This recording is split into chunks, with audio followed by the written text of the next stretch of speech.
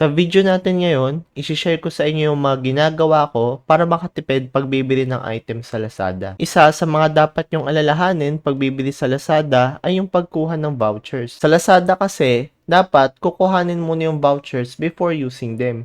Before buying any items, pumunta muna kayo sa account and voucher center, tapos click nyo yung collect all sa mga vouchers or individually collect yung vouchers na pwede nyong gamitin. Another thing na dapat nyo rin tignan ay yung daily flash vouchers. Paunahan dito at saka binibigay lang sa specified amount of time.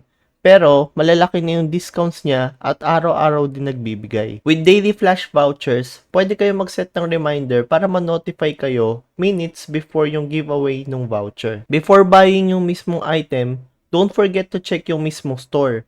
Minsan may mga voucher na nasa homepage ng store and minsan may mga follow vouchers din sila. Madalas maliliit lang pero at least meron pang less na voucher na makukuha for free. Isa pa na nagpapa-discount ng items is yung coin. Everyday pwede ka mag-claim ng coin sa Lazada. Yung palitan niya is 1 peso for 10 coins. Although minsan maliit lang din ang discount at eligible items lang yung pwede maggamitan ng coins, minsan makakita ka ng mga items na gaya nito na malalaki yung less with coin. I would suggest to use itong search function na nasa coins para makakita ng mga eligible items. Itong coins nga pala, na-expire din siya. Pero, as you collect more coins, papalitan din yung mga na-expire. Another thing is that on big sales kagaya ng 99, lumalaki yung coins na binibigay nila. As of recording this video, namigay sila ng 140 at 150 coins in 4 days. Last thing na pwede magamit para maka-discount ay yung Laz Rewards. Merong 3 ways para maka-earn ng points. One is yung pag-view ng video at paggawa din ng missions doon. Makakakuha ka ng gold bars na pwedeng ipang-exchange as Laz Reward. Pwede mo namang i-redeem to with specified points pag nag-login ka ng consecutive days. Medyo hectic yung paraan na to, pero nakaka-earn pa din naman kahit papano. The other one was buying other items na eligible sa Laz Rewards. Isang beses ko pa lang to nagamit.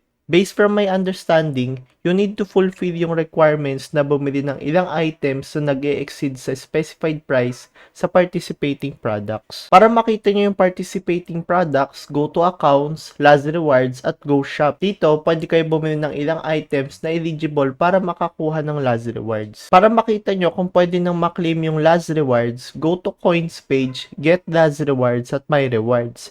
Make sure na na-order receive nyo yung item para maklaim nyo yung points. Lastly, sa mga delayed orders. Kung makikita nyo, kada bago mag-place order, may nakasulat na get 40 pesos Laz Rewards if your order arrives late. 1 Laz Reward point is equal to 1 peso. Para naman magamit yung naipon nyo, before checkout, i-on nyo lang itong Laz Reward sa baba para ma-discount yung Laz Reward sa item. Usually, yung process ko pag bibili ng item sa Lazada, ay una, pupunta ako sa voucher center at i-collect lahat ng vouchers na available.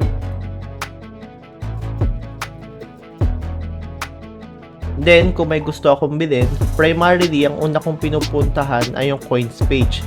Dahil marami akong coins kasi ito yung pinakamabilis makollect and sometimes may malaking discounts. After finding yung item na gusto kong bilhin, titignan ko yung store kung nagbibigay ba sila ng store vouchers or follow vouchers na pwede kong kuhanin.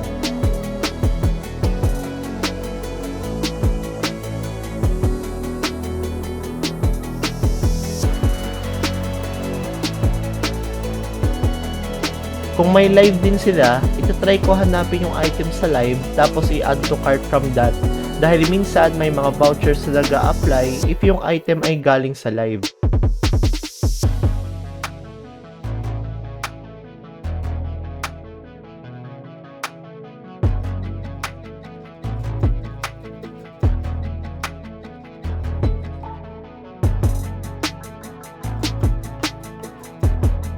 Finally, before checking out, i-on ko yung coins at Laz Rewards sa baba kung meron akong pwedeng magamit para ma-apply yung iba pang discounts. Meron pa ba kayong way para makatipid sa Lazada? Comment nyo lang yan below. So yun lang guys, don't forget to like, comment, and subscribe. See you again next time.